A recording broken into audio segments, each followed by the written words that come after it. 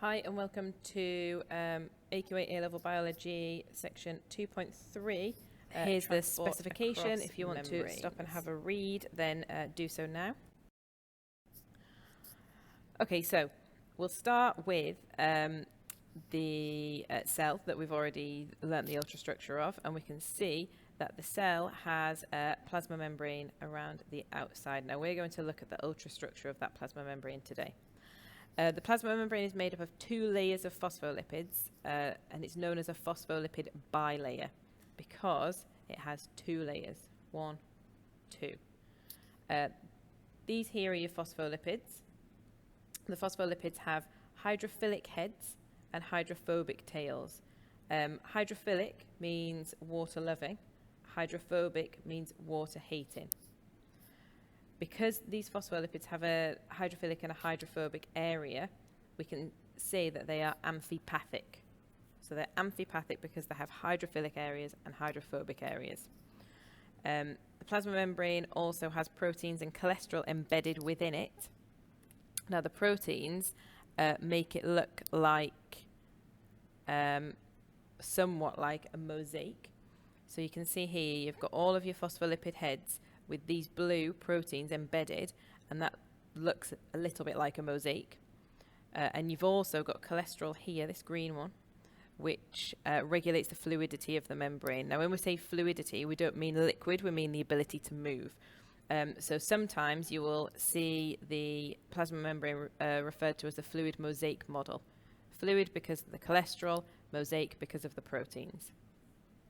This here is a more complicated diagram of your phospholipids. You don't need to know this in great detail. It's useful to know that these tails are fatty acids, so hydrophobic fatty acid tails. This is a more detailed structure of the membrane. So we'll go through the different components that make up the membrane. We have here sugar side chains. So you can see there's a few of those sugar side chains. This is attached to a protein here in blue. So we therefore call this molecule a glycoprotein. You can see here we've got our phospholipids arranged into 2 layers. 1, 2. The heads point outwards and the tails point inwards. Now the heads point outwards because here you would find extracellular fluid, and then within the cell you find the cytoplasm, which is obviously water-based, like a water-based gel. So therefore the hydrophobic water-hating tails point inwards away from the water on both sides of the membrane, whereas the heads are quite happy to be in contact with the water. We've also got proteins. So you can have integral proteins, which are proteins here that can span the membrane, or peripheral proteins, which are these proteins here. So this protein wouldn't go all the way through, wouldn't be spanning the membrane. This here is a peripheral protein as well. They're just kind of either in the external or internal layer. The proteins have many, many functions. So some functions could be hormone binding sites, and obviously once the hormones bind, they then the message is then passed on to the cell. Some of them might be enzymes. You've got some channels here. So this protein here has formed a channel. Some of the proteins form pumps, and some proteins are used for cell adhesion so the cells can stick together.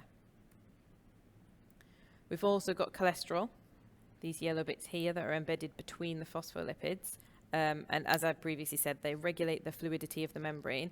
The more cholesterol in the membrane, the more rigid it would be, and the less cholesterol, the more fluid it would be. So if you imagine a football that's been pumped full of air would be quite rigid. That would be like a membrane with lots of cholesterol in it.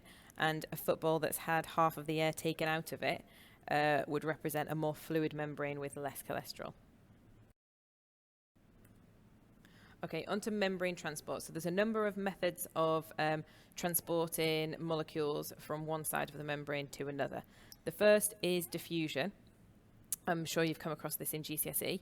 Diffusion is the net movement across a membrane from an area of higher concentration to an area of lower concentration. Now notice here that I have underlined higher and lower. This is often underlined in the mark schemes of exam questions and the underlining means that you have to have that in there in order to get the mark. So rather than saying high concentration to a low concentration, can you make sure that you always say higher to lower? Now in diffusion, the molecules are able to squeeze through in between the phospholipids in order to move from one side of the membrane to another. And examples would include oxygen moving from the alveoli into red blood cells, or carbon dioxide moving from the airspace in leaves into the spongy mesophyll cells, not the palisade cells. Facilitated diffusion is very similar to diffusion, however it's facilitated or helped along by a protein. So again, it's movement across the membranes from an area of higher concentration to lower concentration using a protein channel or a carrier protein. So here we've got a protein channel. Now a protein channel is just a protein that essentially makes a hole in the membrane so things can pass through. A carrier protein is a protein that takes in a molecule and then slightly changes its shape to spit the molecule out on the other side. And examples would be potassium and sodium ions moving into or out of cells. Finally, we've got a few factors that affect the rate of diffusion. So the first factor that affects the rate of diffusion is the surface area. So the higher the surface area, the quicker the rate of diffusion. Also the thickness of the exchange surface. So the thicker the exchange surface, the longer it takes for diffusion to occur. And then finally the concentration gradient. So the steeper the concentration gradient, the quicker the diffusion occurs. Now when we say steep concentration gradient, we mean the bigger the difference in concentration on either side of the membrane. So if there's more difference in concentration, then the diffusion will occur more quickly. Onto osmosis, our third method of membrane transport. So osmosis is, you'll know this from GCSE as well, the movement of water molecules from an area of higher water potential to lower water potential through a semi-permeable membrane. So the only difference is the lower and higher. Here we've got, in this beaker, we've got two sides. This is our semi-permeable membrane, and on this side we've got quite a low solute concentration. Now if we've got a low solute concentration, we must have quite a high water concentration and therefore a high water potential. So when we refer to water potential, we're essentially just referring to the water concentration. On this side, we've got a high solute concentration, so therefore we'll have a lower water concentration because we can see that these are the same volume, and therefore a lower water potential. So that's just to kind of clear up any confusion in what the term water potential means. So in this beaker, the volume is equal on each side, so we can see that the volume's equal, but the water potentials are different. So this has a far higher water potential than this side. In the next beaker, we can see that the volume on the right has vastly increased and the volume on the left has decreased.